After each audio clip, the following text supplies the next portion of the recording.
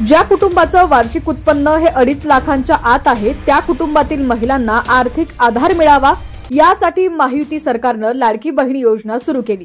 अंतरिम अर्थसंकल्पामध्ये या योजनेची घोषणा करण्यात आली होती। या योजनेअंतर्गत ज्या कुटुंबाचं वार्षिक उत्पन्न हे वर्षाला 2.5 लाखांपेक्षा कमी आहे अशा कुटुंबातील 21 ते 65 वर्ष वयोगटातील महिलांच्या बँक खात्यात दर महिन्याला 1,500 रुपये जमा करण्यात येतात। जुलै महिन्यापासून या योजनेची अंमलबजावणी करण्यात आली। जुलैपासून ते नोव्हेंबरपर्यंतचे 5 हप्ते आतापर्यंत या योजनेतील लाभार्थी महिलांच्या खात्यात जमा करण्यात आलेले आहेत। आतापर्यंत या योजनेअंतर्गत लाभार्थी महिलांना दर महिन्याला 1,500 रुपयांप्रमाणे 5 महिन्यांचे 7,500 रुपये मिळालेले आहेत। निवडणुकीमुळे ऑक्टोबर आणि नोव्हेंबर महिन्याचे पैसे एकत्रच लाभार्थी महिलांच्या खात्यात जमा करण्यात आले होते। दरम्यान त्यानंतर आता डिसेंबरचे पैसे कधी मिळणार याकडे सर्वांचंच लक्ष लागलं होतं।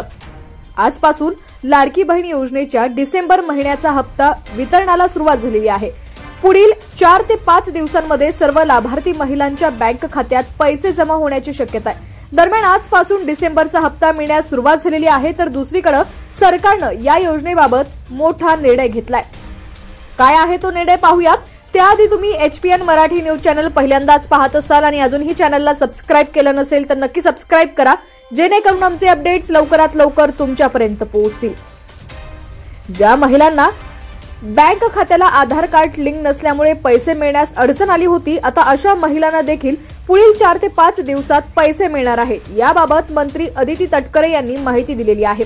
आजपासून महिलांना लाभ मिळण्यास सुरुवात झाली आहे। 2.5 कोटी महिलांना याचा लाभ मिळणार आहे। 9 ऑक्टोबरला शेवटचा हप्ता दिला होता।